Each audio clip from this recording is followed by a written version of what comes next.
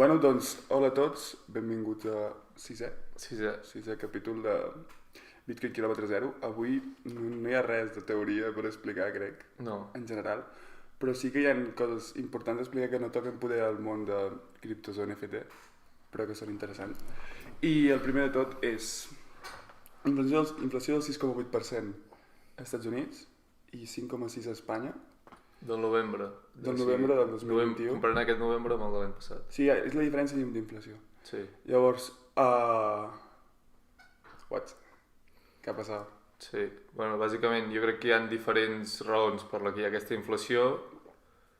És com una barreja de diferents coses. Per començar, bueno, estem veient tot això del supply chain issues, que jo crec que també estan causant aquesta inflació, que bàsicament és que hi estan havent molts retards, hi està havent molta manca de matèria primera a molts països que abans no era així. Per exemple, a la Xina, que abans estaven a tope amb matèries primes, ara estem veient com també han de regular una mica pel tema del canvi climàtic, i això també està baixant una mica la producció de totes aquestes matèries primes. I també amb tema Covid també segueixen havent problemes amb el transport de tot això.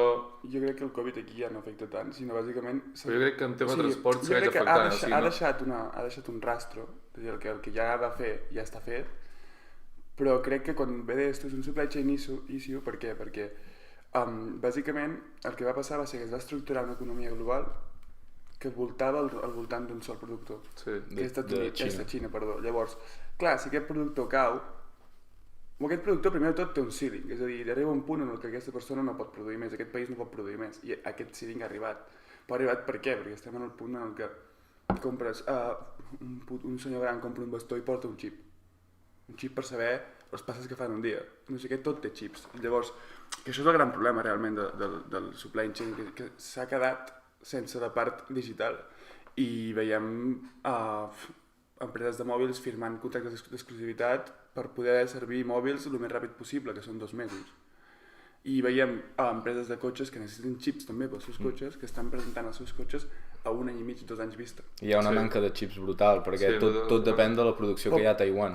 Exacte, llavors és focalitzar aquest punt, i aquest punt és, òbviament, té un sostre. O sigui, arriba un punt en el que no pot produir més. Llavors, tot això repercuteix en inflació, també en una mala gestió. Jo crec que no és tant el tema del transport, sinó el tema intern de cada país, en aquest cas dels Estats Units, de Covid. Hi ha hagut una mala gestió i sobretot també, el més important, anar expedint dòlars com si fos un caixer automàtic. Sí. Recordem que s'ha imprès un 40% del dòlar en l'últim any. De tots els dòlars en circulació. La Reserva Federal sembla una tòmbola, tio, ja va sortint pasta a saco. Això també, òbviament, és un altre factor. Jo crec que amb el tema aquest de supply chain, jo crec que havíem deixat de veure inflació durant els últims anys, bàsicament perquè la globalització havia permès que no existís aquesta inflació, però ara que estem veient que aquesta globalització ja no pot anar més enllà. Exacte. I que de fet estem veient com en alguns països s'està restringint la globalització, i la Xina amb tot això del canvi climàtic tal s'haurà d'anar adaptant, i per tant estàvem a tope, i ara estem veient com el tema de producció de totes aquestes matèries primes s'està relaxant i està causant aquesta inflació. Exacte. I després, quant al nostre dia a dia, jo crec que el tema de que veiem que veiem que les sabates estan pujant de preu, les sabates que abans valien 100 ara poder valen 120, que és una tonteria, però ojo, saps? O que vas al perruquer i està pujant de preus, doncs tu els teus serveis, els teus productes que ofereixis a la gent també els posaràs de preu per simplement el teu conscient. Si la gent puja, tu també puges. També et diré, no també puges, o sigui, necessites pujar perquè tu has de, després amb el que tu guanyis d'allò, has de comprar alguna cosa. Llavors és obvi, el problema que hi ha aquí és que els sous no pugen. Els sous no pugen, exacte. I aquí hi ha el gran problema. Veiem com hi ha una mitjana de preus que pugen un 6%. La inflació en si és sana, és a dir, un país amb una inflació positiva, si tota l'economia... Entorn d'un 2% és sa. D'un 2% és sa, i a més, si tota l'economia puja per igual. És a dir, si jo... És el que parlàvem, rotllo, si als Estats Units es guanya un 20% més que aquí, i es paga un 10% més que aquí per viure, per exemple, ets més ric allà, encara que sigui més car viure allà. El problema és que aquí va pujant el cost de la vida, però és que els sous són els mateixos del 2015-2014, sí, van pujar el seu percentatge mínim en quant a funcionaris, però ja està, i no hi ha revisions de sou, i hi ha pagues dobles per pagar, i tot això és el que va engrandant puja el lloguer també. La inflació, puja el lloguer, i llavors per mi el gran programa són Reserva Federal i Banc Central Europeu. O sigui, Europa per mi és una bombolla, que ha fet que tothom es cregui que té un potencial econòmic brutal i que en el moment en el que tu centralitzes una moneda, és a dir, han agafat països que tenen històries superdiferents i economies molt diferents i diuen que teniu una moneda. Però clar, una moneda amb un sol valor, amb un únic valor. Jo crec que... I te'n vas aquí i l'euro sembla, bueno, és caríssim tenir un euro. Però te'n vas a Alemanya i l'euro és molt més barat, però és la mateixa moneda, no sé si m'explico. És a dir, aquesta globalització d'una sola moneda en un entorn en el que hi ha diferents economies, en diferents situacions, mira Grècia, per exemple, saps? No, ha donat fruit a que es vagi generant una inflació brutal perquè hi ha països en els que es permeten pujar els preus, aquesta repercussió de pujada de preus arriba aquí i aquí no la pots sostenir.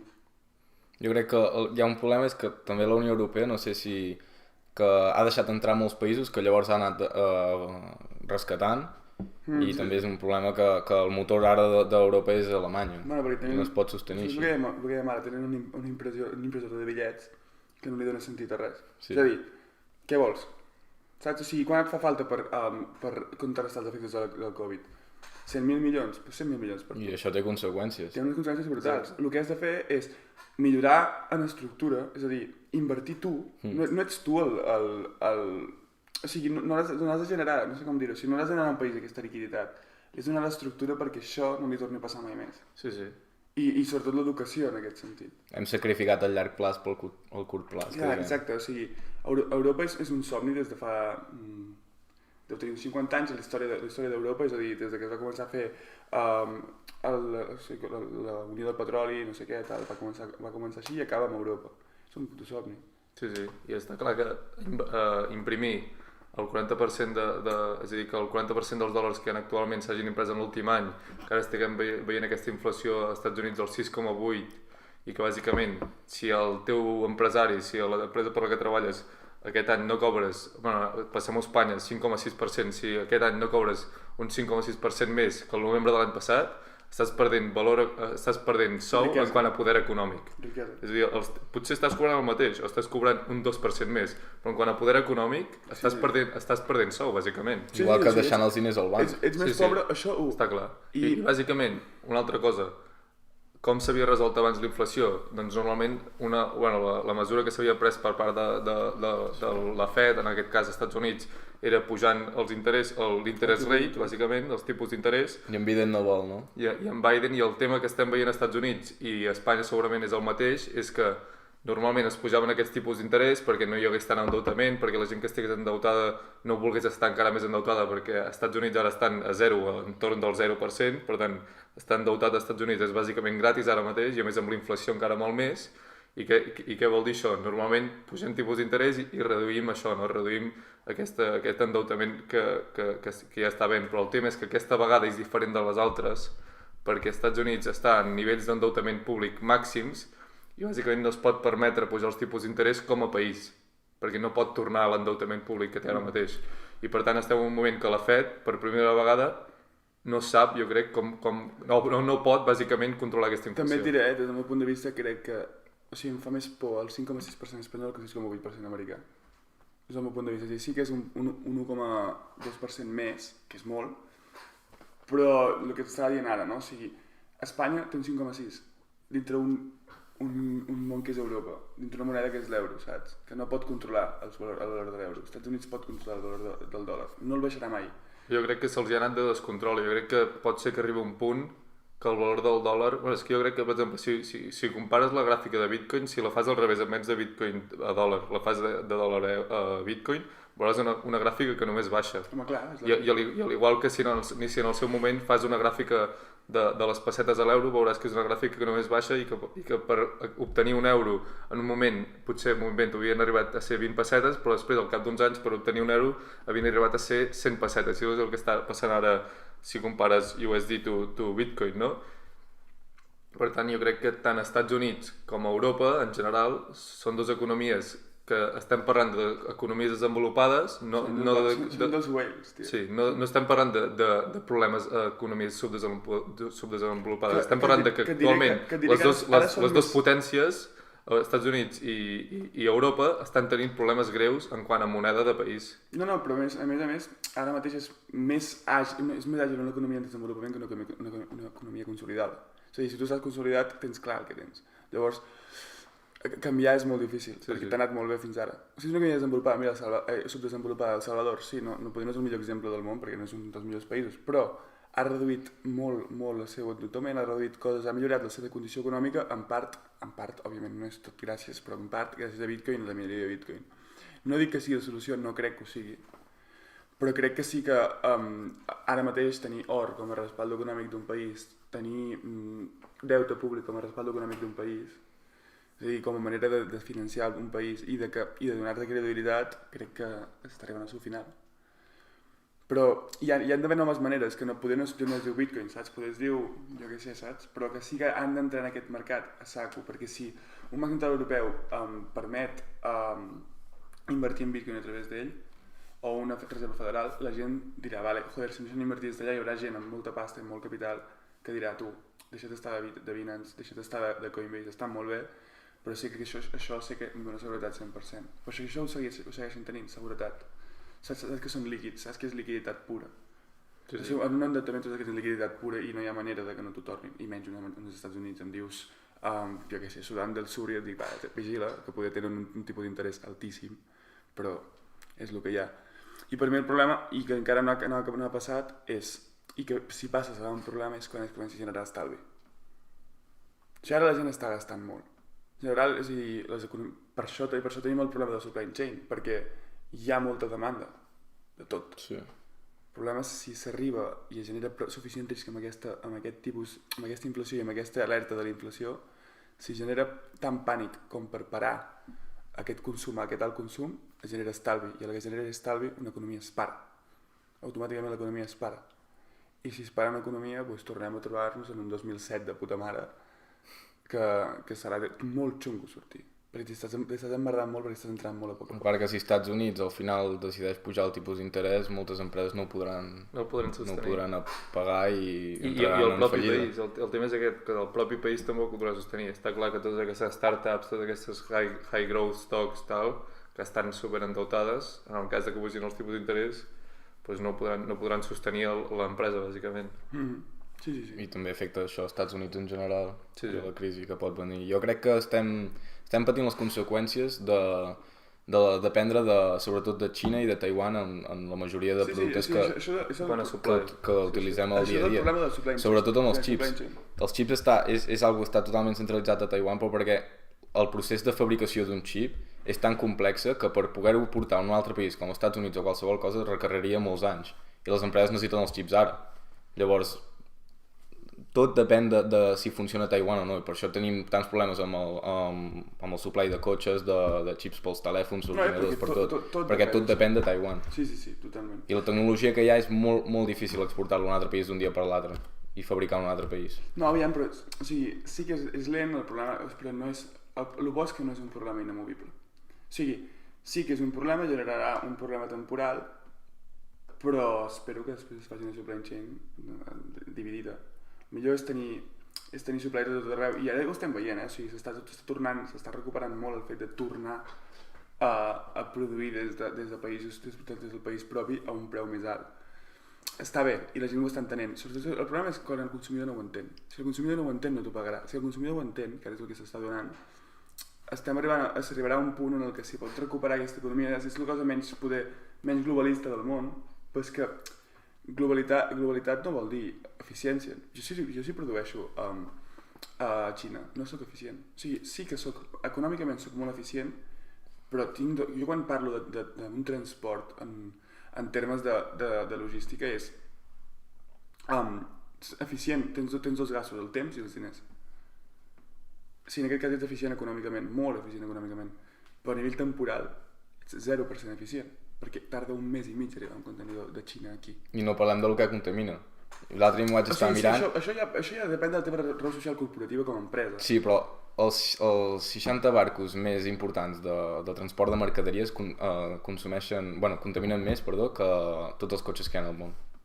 M'ho vaig mirar l'altre dia. Jo crec que en aquest sentit veurem com s'aplicaran regulacions per part de l'Estat a totes aquestes empreses que encara empitjorarà molt més tot el tema aquest del supply chain issues. Jo crec que en tema de supply chain issues, impressió del dòlar, inflació, la Fed no sabent com controlar les institucions públiques, no sabent com controlar aquesta inflació aquesta vegada, a diferència de les altres vegades, endeutament públic a nivells màxims. També jo crec que s'està coent tot perquè exploti una crisi als segons anys. Si un barco, com va ser en el canal d'Aranjuez, em sembla que es deia, s'encalla, ja hem vist que no pot, perquè un barco s'encalli, frenar tota l'economia mundial. Jo crec, no sé si arribarem a una crisi així bèstia, molt bèstia. Jo crec que és el problema de la globalització, que a vegades depens molt d'un país. Sí, aquest és un dels problemes. És un dels problemes, però és que jo no sé si arribarem a una crisi, en plan rotllo bèstia. Crec que es pot arribar a surfejar. Però fa falta canvis molt ràpids. Per sort, tenim un sistema econòmic que és ràpid, en què els canvis es donen molt ràpid. És a dir, això s'arriba a donar l'any 1940 i te l'has menjat amb patates, tio. O el 80 te l'has menjat. Però ara es pot donar que no passi això. Però la cosa és que s'ha d'acabar tant el consumisme aquest bestial com el fet de aquí i ara. És a dir, s'ha de recuperar una mica la tradicionalitat de moltes coses. En sentit de, si tu vols aquí i ara i a un preu baix, ha de venir de Xina i ha d'estar emmagatzemat aquí. Si no, no hi ha manera de tenir-ho.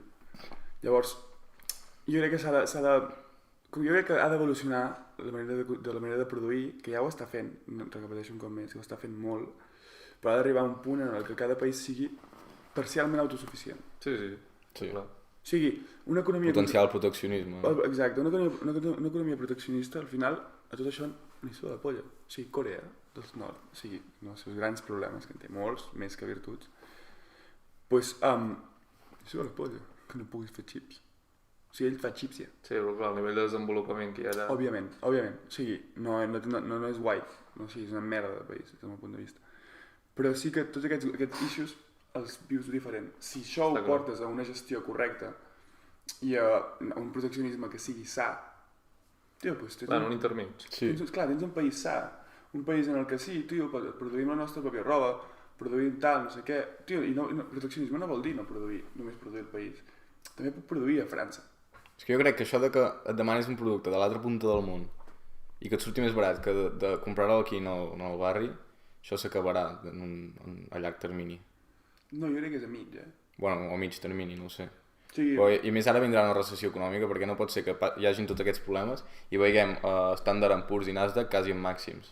Sí, no, està clar que... Hi ha una sobrevaloració del mercat també. Està clar que la borsa ara mateix no està, diguéssim, a la part de com està l'economia actualment a nivell global.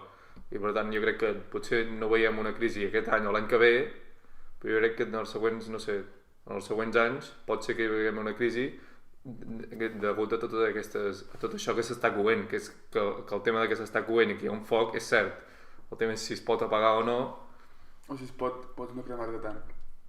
Sí. I ara que estàs parlant de borsa, hi ha una de les empreses més importants en el món de NFTs, és a dir, empresa, digue-li com vulguis, plataforma, marketplace. Mercat, sí. Que és OpenSea, que està considerant entrar a borsa. I està considerant entrar perquè el seu nou CFO, que és Brian Roberts, que treballava a Lyft, una empresa que va sortir a borsa quan ell estava treballant en ella, o sigui, el CFO és director financer, i ell estava treballant en ella, ha decidit, diuen que volen entrar a borsa com a manera de financiar-se i de créixer. Llavors, aquí hi ha dues posicions, la posició de la persona que li sembla bé, li sembla perfecta, és una manera de financiar-se molt ràpidament i molt efectivament, perquè saps que són diners que tens 100% en format dòlar, això és bastant important, i que saps que els pots tenir líquid ja i que et serveixen per desenvolupar-te. I després hi ha la persona que diu que són uns traders i que no els agrada gens això i que el que volen és que creïn un token i que a través d'aquest token es puguin financiar i retribueixin a la gent que ha format part des del projecte des del primer dia. I jo us pregunto, com veieu cada posició? Jo crec que tinc bastant clar quina és més sana per l'empresa en si, però... Jo crec que ens estem anant una mica de l'olla amb això de la descentralització de tokens i tot, i no veig malament que surti a cotitzar a bolsa, com per exemple va fer Coinbase, perquè s'assegura ella mateixa una gran capitalització, perquè pràcticament tots pensem que és una aposta segura invertir en el marketplace més gran d'NFTs que hi ha actualment, i a diferència dels tokens és el que dius tu, tindran liquiditat directa del dòlar també, per fer altres operacions i per créixer més com a empresa. No sé què en penses tu. Sí, jo penso que estem veient, OpenSea amb quasi 11 bilions, no 10 bilions van dir al novembre de volum de compraventa d'NFTs, i estem veient ara aquesta especulació de si token o IPO o sortir a la borsa, no, bàsicament. Jo crec que, hem vist en anterioritat dos casos de dos marketplaces més petits que són Super Rare i l'altre em sembla que es diu NFT?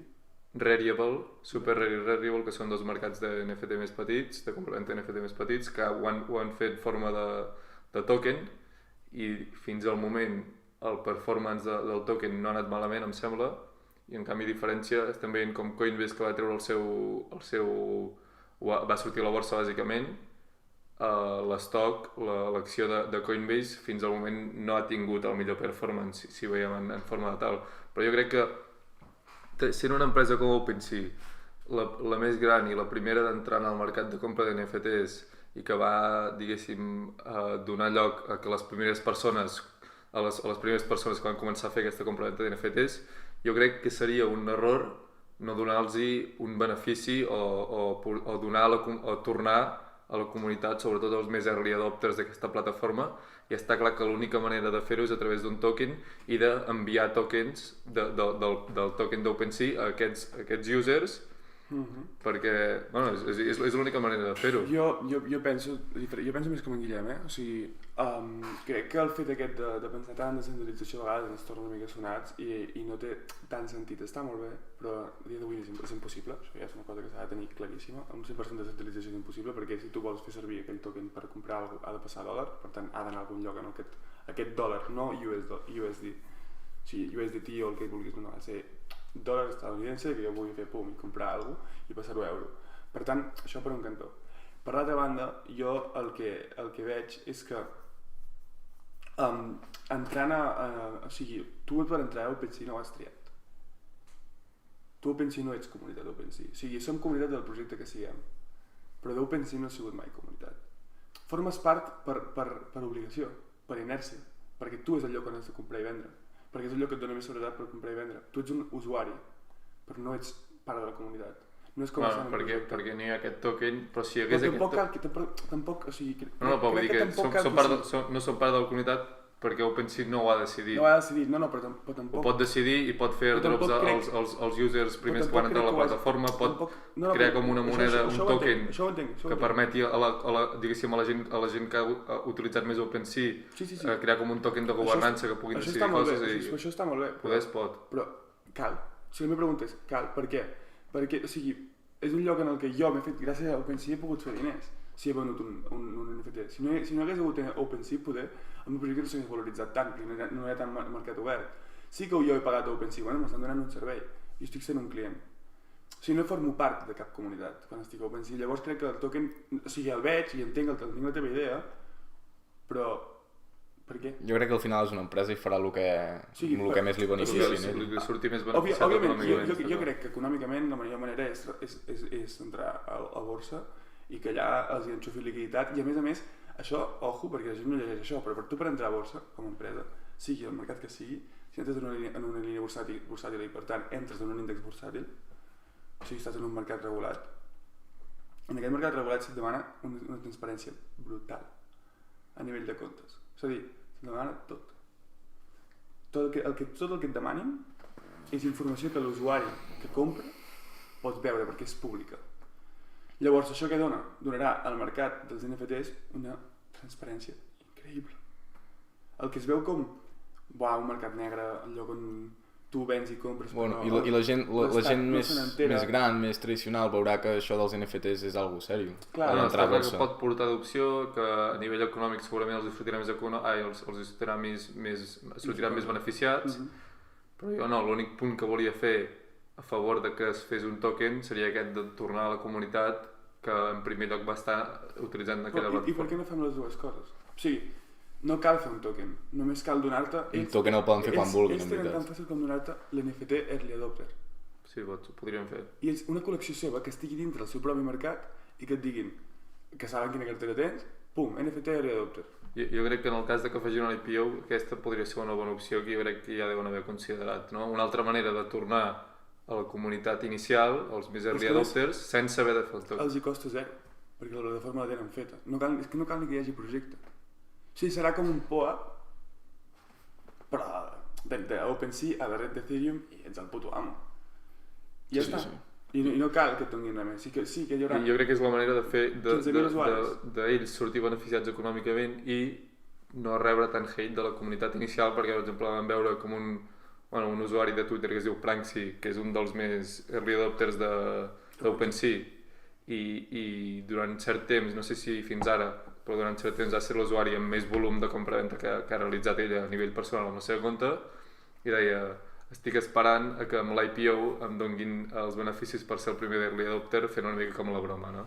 Però jo crec que aquesta manera que dius tu és una bona manera diguéssim, sí, de ser un entremig. Però tampoc ningú l'ha obligat a ser el que té més volum a dins, saps? Aquí és on vull anar. OpenSea fa un bon servei, proporciona una bona plataforma i tu la fas servir. Tio, sí. Però perquè tu decideixes fer el servir, tampoc t'has d'esperar una recompensa per... Però ell a nivell personal, des de principis de 2018 que devia entrar en aquesta plataforma, ha donat molt a conèixer aquesta plataforma, té centenars però Instagram no paga en Cristiano Ronaldo per ser la persona més seguidors a Insta, saps? Però és, diguéssim, un dels beneficis que es pot oferir amb la web 3.0 i jo crec que s'han d'aprofitar. No, òbviament. O sigui, no podem comparar OpenSea amb Instagram perquè és que no hi hauria evolució. O sigui, OpenSea ha de ser alguna més que Instagram. Però hi ha una cosa, tio. Quan a retornar els està bé, està molt bé, però jo crec que tampoc, o sigui, estem caient en l'espiral constant de m'han de retribuir per tot el que faig. Si moc el puto dia m'han de retribuir econòmicament. Tio, tranquil. Jo crec que OpenSea tampoc està obligat a fer res per aquest tio. A veure, si fan un airdrop d'un NFT a mi em sembla perfecte, saps? Però que surtin a borsa en vez de fer un token... Obligat, no, un segon, Jo el que dic és... en cap moment he dit que estiguessin obligats. Jo dic que poden aprofitar la tecnologia web 3.0 que ha estat una de les plataformes que s'han iniciat per tornar als... No dic per tu, dic per la comunitat en general. No dic per tu, dic per la comunitat. Hi ha una part de la comunitat en general que tot el que fan, si mouen un puto dit, això m'han de pagar. Si començo a fer servir, tio, una cosa, si comences a fer aquestes plataformes perquè creus que funciona bé. Perquè tu estàs movent, si aquesta persona ha mogut milers d'Ethereum, no sé quants ha mogut, no ho sé, ho sento. Però si ha mogut... milers d'Ethereum i milers de persones que gràcies a ell han entrat a la vale, però si ha fet això, perfecte. S'ha fet ric. Sí, està allà dintre. Ja o sigui, ell a nivell econòmic el token no el necessita, jo crec, saps què vull dir? No, clar que no, gens. Llavors és pur ego. Llavors, calla, tio, vols un POAP, té. A mi em semblaria perfecte que fes un airdrop d'un NFT i també és que m'està bé igual que faci un token com que surtin a borsa. Jo prefereixo el que millor li vagi a l'empresa, però tampoc entenc que hi hagi aquest hate per una plataforma que ha estat la pionera amb el mercat d'NFTs, que ho han fet bé, que s'ho han currat, perquè ara li fas hate perquè vol beneficiar-se per sortir a borsa. Sí, al final és una puta empresa. Sí, al final segurament hi ha 500 persones treballant a OpenSea, que aquella gent ha de menjar cada puto dia. I que hi ha un CEO que jo entenc que aquella persona diu, joder, ho he fet bé, vull guanyar, basta. Sí, tampoc hem de ser aquí can comunista, saps què vull dir? Regalar tot a tothom i que tot sigui de tots. A veure, molaria molt que fessin un airdrop als, jo què sé, 10.000 primers usuaris. Però jo crec que com sempre, qualsevol cultura nova, qualsevol manera de treballar nova, es veu molt bona vida al principi, en plan, tot serà molt maco, tots regalarem tots entre tots, ens ho passarem superbé, no sé què, tal.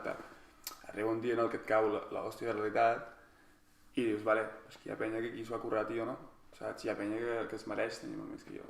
I això és meritocràcia i pur capitalisme, i al final és on acabaràs caient, perquè si vols viure en comunisme, on està el meu porter?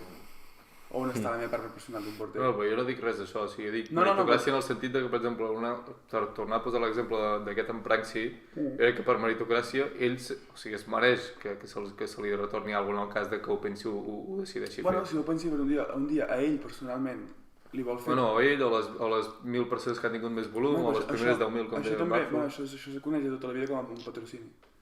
És a dir, si hi ha un futbolista, per exemple, Messi en el seu moment portava sempre botes Adidas, un dia a dia li va dir tu, i si fem una col·lab i et pago pasta per portar les meves Adidas, doncs el mateix, OpenSea un dia poder dir tu, si vas parlant d'OpenSea i tal, fem no sé què, doncs pago tant cada mes. Això ho trobo bé, perquè aquesta persona s'ho mereix. Ara, si hi ha un early adopter que va entrar el primer dia perquè va acabar rebotat allà i ningú sap com, doncs tio, felicitats, vale? Jo també vaig estar a Vivi primer mes de còmics. No, potser un dia ens ho tornen. No m'ho mereixo, perquè sí, tampoc sí, hem fet benchmark, hem obert de mercat, en Roger, en Morís, no sé què, tal, gent, sí que l'hem fet entrar. Vale. Però no tirarem hate perquè no ens facin. Exacte. No, ni molt menys. O sigui, no t'ho demano. Jo crec que no toca gens el hate. No toca gens, però per exemple, ara el que deies de Vivi, ara no he estat molt al cas de Vivi aquesta setmana que van fer una preguntes i respostes a Twitter, però una de les coses que volen implementar és que et volen donar punts segons els còmics que holdegis, si són secret rares, si són ultra rares, si no sé què, i per tant, tornar a la comunitat, bàsicament. Si tu des del dia 1 holdeges aquest secret rare, perquè secret rare dona més punts que holdejar un ultra rare, que holdejar un rare, com tal. Si tu des del dia 1 holdeges, jo què sé, 10 ultra rares i un secret rare de col·leccionable i no sé què, doncs et donarà més punts que una persona que des del dia 1 només holdeja un uncommon. Estaré tot forrat de punts, bro.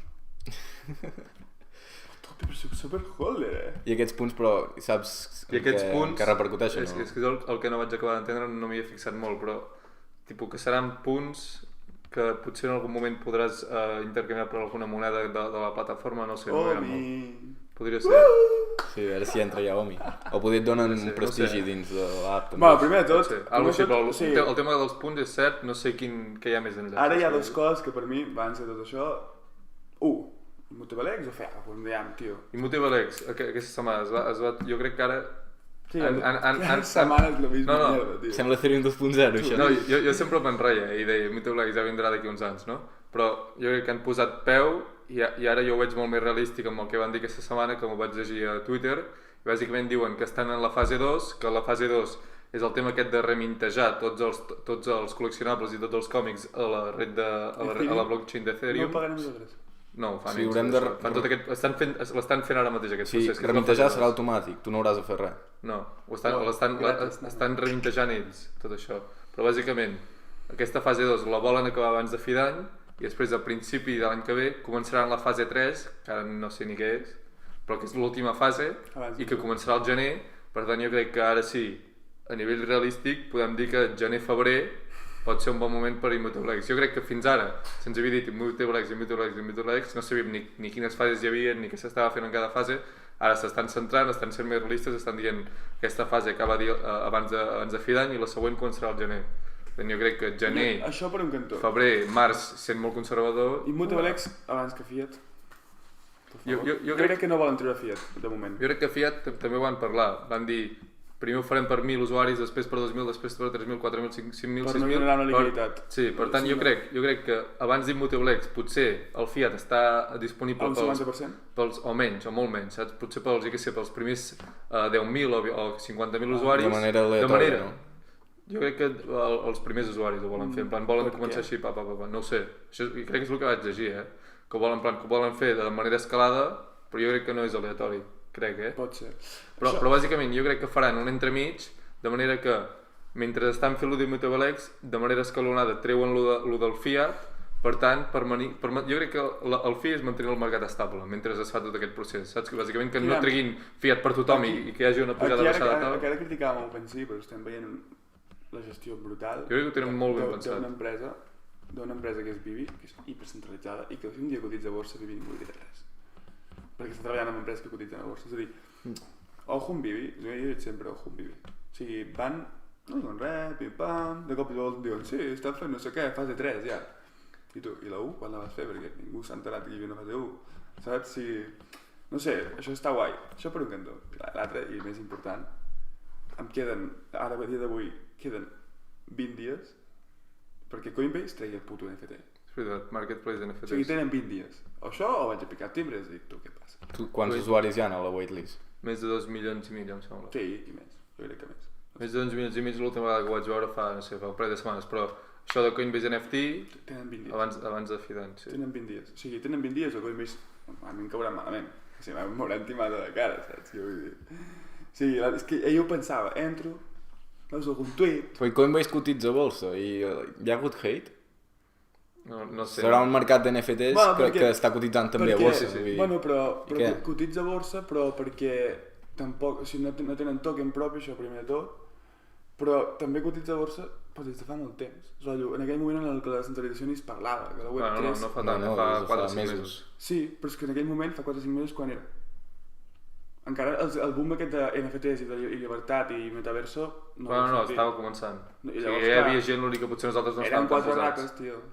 Al igual que seguim sent. Ara som 10, tio. Ara som 6 i abans eren 4. Exacte. Llavors, tu, doncs això, no sé, el dia que surti a borsa, doncs... el dia que, perdó, uau, he liat. El dia que la Coinbase NFT, no sé quan serà, però què faran? Està actiu. Pot ser. Jo crec que sí, està actiu per la gent que va signar el mail. Ja. Que recordeu, per si algú està interessat, que podeu entrar a Coinbase NFT, si voleu entreu per fer-ho més segur, entreu a Twitter i aneu a la pàgina web de Coinbase NFT i us uniu a la whitelist, que és bàsicament la llista d'espera, com per dir-ho, que només has de posar el teu mail i allà et sortirà, vale, estàs apuntat a la llista, i jo crec que òbviament serà algo que et beneficiarà a ser un dels primers usuaris de poder adoptar aquest marketplace. Jo crec que entrar al marketplace i ja està. Sí. Bàsicament que si no estàs a la whitelist poder no entres a la primera setmana i entres a la tercera. Però per si esteu interessats... I viuràs el boom de preus primer, i si hi ha un boom de preus... Si hi ha coses, però ara, si no tens interès de compra ni NFTs, estar a la waitlist és inútil, des del meu punt de vista. Bueno, si vols seguir una mica tot això, però no vols ficar-hi diners... Sí, però vull dir... O sigui, no entens, no hi guanyes res, pràcticament res. Perquè és com... No guanyar-hi, no guanyes res. No, refereixo... No, has d'invertir per guanyar-hi alguna cosa. No, entén-me, no hi guanyes res, vull dir que no és allò, diuen, donen un token per entrar als primers. No ho han dit, no han dit res, o sigui, és pura especulació, no ho he sentit enlloc. No, crec que no té molt sentit. No, però bueno, per si algú del podcast està interessat en entrar, doncs que sàpiguen que hi ha aquest procés. Algú també de les 6 rates que escolten el podcast estan interessats, doncs que ho facin. Sí. I ara parlàvem una mica d'OpenSea i el tema dels NFTs. A dia d'avui diem sempre que estem al principi d'algo que està per venir i algo que en 2022, primer quart del 2022, passaran moltes coses, però sí que és veritat que ens estem endinsant en el món metaverso, el món NFTs, la utilitat dels NFTs, la utilitat del metaverso, no tal com a vida paral·lela com parlàvem el primer dia, sinó com a donar-li una utilitat de, per exemple, aplicacions diàries que et pot servir estar en un metaverso concret o tenir un NFT concret per també un aplicatiu diari.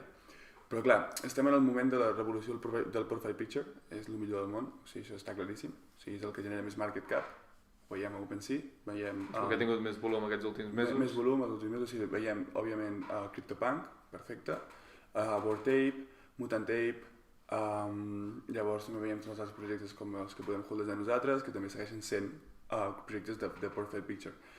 Però clar, això és un dels principis, no? I també n'hi ha que semblava que funcionarien i no han funcionat per motius com Mecha, per exemple, que motiu, òbviament, mala gestió. Quin flor està? No sé, entorn d'1, jo crec. Entorn d'1, però que ella anava a petar 10, saps? Sí, allò hi havia molt hype. Sí, s'anava a tirar molt. I que hi ha projectes de Profile Picture que en el seu moment havien estat a 0,2, 0,3 i que ara estan a 0,01. Exacte, i projectes que també semblava que eren l'host a nivell roadmap i no ho són. I projectes que semblaven una merda i ara són brutals. Per exemple, he vist Crypto Bulls o alguna cosa així?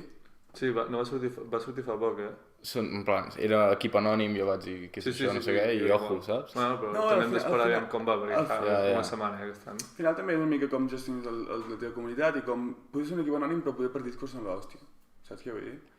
Però jo això és el que veig com en plan, vale, això està molt bé, jo des del meu punt de vista m'agraden molt els profile pictures, jo en tinc en Holdeger, que els tres holdegem profile pictures, però bueno, per mi, o sigui, la Patricia no tenia foto de perfil seria igual de feliç.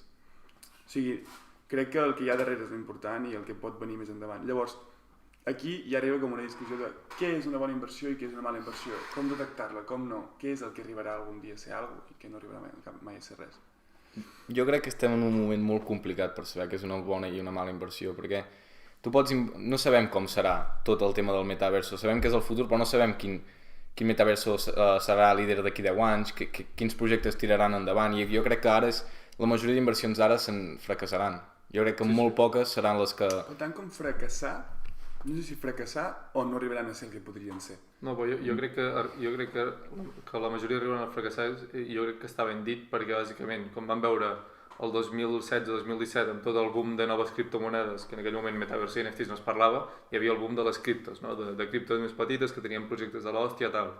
El tema és que hi havia gent que el 2016-2017 estava allà en el moment que havia d'estar i estava en un moment inicial en tot el tema de les criptomonedes, però per X o per Y va escollir males inversions i va invertir en projectes de criptomonedes que semblaven l'hòstia, com he dit abans, i molts d'ells no van acabar ni ressorgint en aquest següent bull market. I era molt fàcil caure en males inversions. Jo he vist tuits de gent fent un llistat de criptomonedes dient que són molt bones, molt bons projectes, molt bon equip, no sé què, del 2017 i que ara no són res. És això. I això és el que està passant ara amb NFTs i Metaverse. Jo crec que també aquí hi ha diferents perfils de persona que està dintre de ben i bien aquell 2016-2017. Per mi hi ha el perfil de persona que és un purista i és un friqui. I friqui en sentit de persona que és superpurista. Ara en el moment de descentralització, dintre del metaverso, vull que el projecte sigui només per la comunitat, community-based, no sé què, tal, i que sigui l'hòstia, ¿vale? Que això és una opció, però mai serà tan rentable ni sostenible a llarg plaç. Això és com l'opció més radical, que pot ser que n'hi hagi algun que funcioni, pot haver-hi un board tape que diguis, pum, ho han patat, que jo crec que tampoc són tan així, des del meu punt de vista.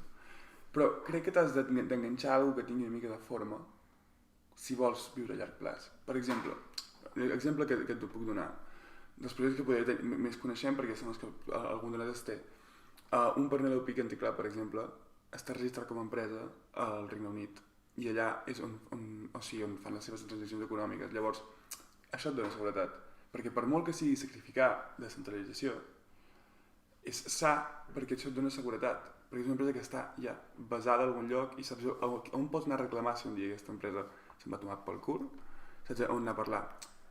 Playboy, 3/4 del mateix. Estem parlant de l'empresa que es diu Playboy. Sí, centralitzada que et cagues, òbviament. O sigui, no sé si, crec que no cotitza a borsa, però sí que cotitza a borsa. No, es cotitza a borsa, que és el que estàvem discutint abans. Però, però saps que també et donarà. Almenys no caurà a zero. I saps quin crec que és la solució en tot el tema aquest de com invertir i tal? La millor manera és no centrar-te només en un tipus de projecte, en un tipus d'equips, tenen només equips descentralitzats, només projectes tal, sinó la millor manera és diversificar, invertir en un parell de projectes que l'equip sigui més descentralitzat, que un parell de projectes que l'equip sigui més centralitzat i estigui respaldat per una companyia, com pot ser, per exemple, Vivi, amb totes les partnerships que ha fet amb empreses centralitzades, invertir en altres parts com pot ser el Metaverso, invertir també en infraestructura, no invertir directament. No pot ser hooligan del projecte. Hi ha un senyor que fa cara de japonès per aquí darrere que es diu Robert Kiyosaki, que quan parla de com invertir i a ser rico, diu perfectament això, o sigui, diu, si tu vols seguretat, diversifica, que et cagues. Sí, aviam...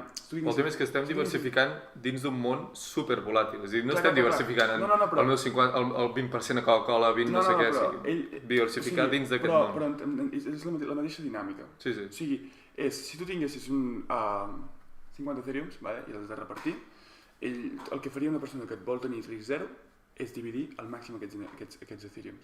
I segurament, estic molt segur que si els divideix a 0,1, és a dir, 0,1 tot arreu, estic segur que li seran rentables, és molt difícil que perdi diners, ha de ser un a cada projecte, pum. També és com menys guanyes. Guanyaràs molt poc, però segurament no perdràs. Vale, perfecte. Ara, i això no és un consell econòmic, això és una manera de pensar. Si tens molt clar un projecte, tot el rojo. I aquí, si vos piensa ja a ser rico, això aquí és on et fas ric. Sí. Saps? Jo no confio tant a nivell personal en un, sinó confio en 5-6. Exacte, no, que està bé. Que està bé, està bé, i no passa res. Però has d'estar disposat a perdre. Però la cosa és que si un dels 6 ho peta, et farà, o sigui, te sentiràs de dit, ojalà ho hagués ficat tot en aquest. O sigui, i en aquell moment t'haguessis fet més ric, i això sempre passarà quan diversifiquis una cartera. Sí. És inevitable. No passa res. Vull dir, però és que ja, al final... Jo crec que el sentiment... Ningú té una bola de cristal i no sabrà què passarà. Jo crec que invertint en 5 o 6 i que 2 explotin i els altres no vagin tan bé, a diferència d'anar tot a un, treu molt el sentiment de la teva manera d'invertir. Saps què vull dir? Si inverteixes només en un, hi ha molt sentiment a darrere, hi ha o aquest o cap, que a mi amb 5 o 6, el sentiment de, hòstia, havia d'haver posat tot allà... Que un dia et lleves i veus que hi ha un dels projectes que ha caigut, però hauràs anat i dius, aquest està pujant, i dius, està. estic tranquil, que en aquell moment tampoc vols liquidar. Més que també et permet ser més objectiu, perquè Sí. és el que diu, quan estàs només en un projecte, per molt que la cagui aquell projecte, tu pensaràs que no, que en veritat ho estan fent bé, perquè és on hi tens els diners i has de confiar-hi. Hi ha que t'està salvant la vida. És a dir, jo crec que tenir més projectes sempre el que et dona és això, és poder pensar, mira, avui poder perdre diners d'aquí, però estic guanyant allà i no penso, buah, tio, buah, se'n va la merda, saps, això, no sé, com, també és quan comences a més en Diamond Hands i menys Paper Hands, quan tots els diners estan en sol lloc, ets super Paper Hands, perquè tot es pot perdre allà, i tot depèn d'aquella inversió que facis bé o facis malament, saps, o sigui, havent entrat com estic jo, per exemple, en NFTs, en BB, en DAO i en cripto, és com, ok, I'm fine, o sigui, tot em va bé. Si jo un dia em llevo i Bitcoin ha caigut, com estem ara, que estem a 48, vale, no passa res, vaig a veure els meus NFTs i estan recuperats. Molts estan més bé que la setmana passada, o que fa 2 setmanes. Sí. Llavors, que no em faré mai ric, tan ric com em podria fer només comprant una cripto, que sé que pujarà, i ho peta i fa un 300%, tinc tota la pasta allà i soc milionari. Però viuràs molt més tranquil. Mira, l'altre dia comptava, em va fer bastanta ràbia, Sí, i a tu et farà bastanta ràbia. Tu poder anar perquè vas venir una mica més tard. Si el dia que va sortir Bibi, o sigui, Bibi Còmic, Marvel Còmic, teníem 1 minut i mig, ens haguéssim gastat en aquell minut i mig i a l'estona posterior, perquè el mercat secundari estava molt barat, a comprar, anar mintejant random i després acabant tot commons, $1.000. $1.000? En comprar còmics. O sigui, a Si ens haguéssim gastat $1.000, vale. $1.000, tindríem quasi $2 milions. Tu i jo. Això ho vas calcular, O sigui, calculant l'estadística de que et toqui un secret, que et fa pujar molt la mitjana. I l'estadística et toqui en tot Commons, que en plan, si t'haguessis gastat €1.000 al mercat secundari en Commons, i que si diem, podem calcular, 1.000 per 10 posa que estaven a 10. A 10, 1.000 per 10. O sigui, 1.000 entre 10. Però tindries... Vas comprar quants? 1.000 entre 7. I em pots comprar 142. 142 pel preu que estan ara els Commons. 220, no sé, sí. $31.000. $31.000, de 1.000 a 31.000 només gastant, o sigui, superconservador, 31.000. Sí, però serien 31.000 gemes, Ja, cert. Però és molt bèstia. No, és molt bèstia. És superbèstia. Clar, i això és el que estàvem dient ara. Estàs allà, tu, si en aquell moment haguéssim sigut super trustworthy, haguéssim liquidat tot el que teníem, perquè és la rendibilitat. No tot, o sigui, 1.000 tampoc és tant, 1.000 tampoc és tant, però no, però tu t'haguessis dit, si tu realment volguessis aquell projecte, i se creguessis, tu i jo estàvem comprant allà, tio, que jo què sé què comprava, tio. Per 7 euros. Que després no sabíem ni què ens podia treure el Fiat, fins que vam dir, saps que no es pot... Et vaig obrir i dic, saps que no es pot treure la pasta d'aquí? I tu em vas dir, buah, ja veus. O sigui, així d'imbècils estàvem sent. Pues el que mola, 7 euros, tal... 7 euros mola molt. Descobrint. Però, tio, o sigui, en aquell moment arribar a ficar, Mil. o sigui, tot el que tenim, clar, i ara seríem rics, tio. O sigui, ara mateix ni deixa't estar de Bored Ape, deixa't estar de tot, de Bitcoin, tal, pum, tu aquí amb tota la pasta Bibi, el teu dia a dia seria entrar en una aplicació que no funciona bé, mirar a veure si es carrega una mica el floor price d'algo, vens, compres i tan content, tio. Sí, estaria molt més tranquil. Això és el que estàvem dient ara, però clar, tranquil sí, perquè t'ha funcionat bé. Ara ho haguessis passat, nano. Sí. Cagues, Sí. Però clar, és en aquell moment ens va faltar informació. Quina informació? Jo admiro molt la gent que inverteix milions i milions com en Michael Saylor en algú. Bueno, també poden, Poden, però també, no sé, ja m'agradaria veure com dormen. I a vegades nosaltres posem 500 euros en algo que no és Bitcoin i, ojo. Jo dormo igual de tranquil, Sí, jo també, però imagina't posar milions. Perquè la teoria està, aviam, quan vols invertir d'aquesta manera, és invertir coses que no et facin falta. Sí, per exemple, jo crec que en Bibi també ens va faltar informació, però també ens va faltar un canvi en la nostra manera d'invertir, perquè la nostra manera d'invertir sempre ha estat primer descobrim, després ja mirarem, no volem arriscar-ho tot en un projecte, o sigui, aquesta és la nostra manera de fer.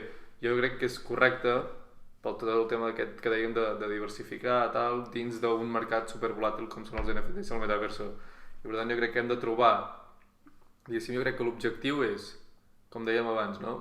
que tenim clar, en el cas de nosaltres tres, està clar que el metaverso i els NFTs són el futur i que per tant, en quant a market cap d'aquests dos sectors pujarà moltíssim els següents 5 anys, doncs l'objectiu és invertir de tal manera que la teva inversió pugi a la part de que pugi tots aquests dos mons d'NFT i metaverso i inclús sobrepassi, diguéssim, el rendiment d'aquesta pujada d'aquests dos mons, no? I per tant, el que estem aconseguint, o com a mínim baixant el risc, diversificant amb diferents projectes, amb diferents visions, amb diferents tals, és que si certs projectes determinats que estan més, certs projectes determinats que estan més centralitzats no acaben tenint el rendiment que acaben tenint projectes descentralitzats. Doncs nosaltres estem en diferents projectes o hem invertit en diferents criptomonedes i per tant l'objectiu és diguéssim, el risc d'aconseguir aquest objectiu és més alt, no? Sí, bueno, però al final, o sigui, quan tu acabes... O sigui, jo crec que en el fet simplement d'estar aquí i haver triat projectes, i sobretot triar projectes que això, el que deia abans, que per molt bon projecte que tinguin, per molt bones idees que tinguin, crec que per mi, des del meu punt de vista, és més important saber què respalda allò. O sigui, com bé abans parlàvem de que els mercats es sustenten, les economies es sustenten per els diners que respalden a un país, al final, quan hi hagi alguna que em sustenti a mi, sempre seguiré vivint perquè hi ha alguna que tingui interès en que visqui. Saps? Com a projecte. Clar, si ets un projecte molt unknown, molt de boom, de faig una puta línia enmig d'un paper i es ven durant 3 dies a un preu brutal i després, pum, petes perquè no té cap sentit. No, això està clar, està condemnat al fracàs, però... No, però també si té un bon roadmap també, perquè hi ha roadmaps que els agafes i dius, serien macos si no fos la 45a vegada que llegeixo el roadmap. Ja. O sigui, hi ha roadmaps que són el mateix, tio, tot el dia. Sí, són bons, sí, el primer dia que es va fer aquell roadmap era bo, tio. El roadmap de fer... Innova i Vivi ho està fent. Exacte, el roadmap de fer, farem un metaverso. O sigui, farem un joc en el que podràs participar amb el teu personatge i t'enviarem roba, no sé què, tio. Merchandising, charity. Dic, fins la polla d'això, tio. Raffle un Ethereum. Exacte, no, sí, volem més. Iguals. Per exemple, jo he sigut en un dels projectes és d'Hyperdinos. Hyperdinos em semblava una merda, perquè el roadmap era així. Era el roadmap de Vortex calcat. Pum, pum, pum, pum. Però ara, quan s'ha desenvolupat el roadmap 2022, s'anuncia que el seu objectiu no és el mateix que el de Vortex, no ho diuen així tal qual, òbviament, però diuen que el seu públic objectiu, que tinguin clar la gent, que són els nens petits. Si ells volen fer un joc per nens petits, vale, ok, m'has venut alguna nou. No és la innovació de la vida. Menys es diferencia dels però, altres, tio, estàs venent alguna nou. Gràcies. Saps? I com això, se'n poden trobar alguns, però és que molt poquets. Llavors jo crec que és buscar aquesta diferenciació que sigui positiva, que és molt difícil, però sobretot, tio, que hi ha bons roadmaps que se'n van a la merda en res, tio. Perquè no valen per res ja. O sigui, a mi que em diguis el que és tu charity, ho fa tothom, tio. Saps? No sé. Sí. I està clar que més enllà de projectes d'NFTs hi ha altres maneres de diversificar, sigui en projectes de criptomonedes que estiguin com una infraestructura darrere, o invertir, per exemple... IDOs... Sí, o per exemple, quan a Metaverso, invertir en projectes com Mana, com Decentraland, com Sandbox, tal, que tots aquests tenen tokens. Tu pots comprar aquests tokens per estar, diguéssim, de certa manera exposat, pots diversificar entre els dos, perquè si en el cas de que un tingui més rendiment que l'altre, o en el cas de que un falli i l'altre segueixi, diversificar entre aquests dos, que de moment són els més populars en quant a metaversos. Sandbox ja és des de 2012 i Mana des de 2015. No, Sandbox jo crec que més tard, no? No, és de 2012, el que passa que no va començar amb l'idea d'un metaverso, va començar amb l'idea d'un videojoc. També penso... Semblant a Minecraft, però ha anat desenvolupant-se. També penso que per molt que siguin OGs no tenen per què arribar enlloc, O sigui... No, però que està clar que tenen un equip a darrere, que tenen diguéssim, que tenen un equip amb molta experiència, i de fet jo crec que la gent amb més experiència està en aquests dos projectes i segurament ara també en Meta hi ha treballadors amb molta experiència. Ara mateix és el més segur. Sí. Ara. Per ara, jo crec que per invertir en infraestructura de metaverso... Clar, és això, d'aquí 10 anys qui sap si encara estaran vius aquests projectes. Exacte, és a dir, pot ser que veiem un projecte que ara de cop apareix per allà, com un bolet. Sí, que et sembla que no va. Això és el que va fer Amazon al seu dia. O sigui, Amazon en el mercat de la compra-venda de llibres, venda de llibres per internet, va fer això. O sigui, va aparèixer l'any 98, 97, no recordo exactament, apareix, el nano, està per aquí, i de cop i volta, hi havia 10 plataformes que eren molt millors que ell. Hi havia eBay, molt abans. No, però plataformes que es dedicaven a la venda de llibres, punt. I Amazon va fer... Bueno, en aquell moment segur que... Clar, això ningú diu que no pugui passar amb els metaversos. Clar, és un mercat super arriscat, però el tema és com dèiem abans, l'objectiu aquest d'invertir de manera que tal, no? Bueno, jo crec que Podem invertir també en terrenys de Decentraland o Sandbox, que ara estan supercars, però... Per mi, des del meu punt de vista, i per acabar de tancar una mica tot això, és quan inverteixis, no sé si podeu no diré exactament bé, jo crec que sí. O sigui, quan inverteixis has d'invertir en alguna que t'agradi, sobretot. O sigui, que t'agradi, que tu pensis, tio, això em mola, això és el primer que et demanen quan fas una... Has d'invertir més enllà per l'especulació i pels diners. En un fons d'inversió és el primer que et demana. Què t'agrada? Doncs aquí el mateix, què t'agrada? Què vols fer? I llavors, un cop has triat el que t'agrada, inverteix amb calma, tio. Amb calma i sense que necessitis la pasta demà. Si et fa falta demà, no inverteixis. I després, amb calma i tranquil·litat i sobretot, si realment t'agrada i has llegit bé el projecte, l'has entès bé, has de confiar en ell. Si no confies en ell és que no has llegit prou bé. O que no és el teu projecte. O que no és el teu projecte. O que tu no estàs fet per invertir. Hi ha gent que el pànic d'estar allà cada dia mirant això els deixarà sense vida, tio. Pues perquè inverteixen diners que o necessiten o no s'han mirat el projecte i... O hi ha gent que, tio, no sé què, bueno... O que té les expectatives superaltes o que hi ha mil coses. Exacte. Per tant, jo crec que seria això. Per acabar. Algú més a afegir? Res. Res? Ben res. Ben sol m'he quedat. Bueno, sempre hi ha coses per afegir, però... Ja Ja vindran més podcasts. Perfecte. Doncs ja estaria.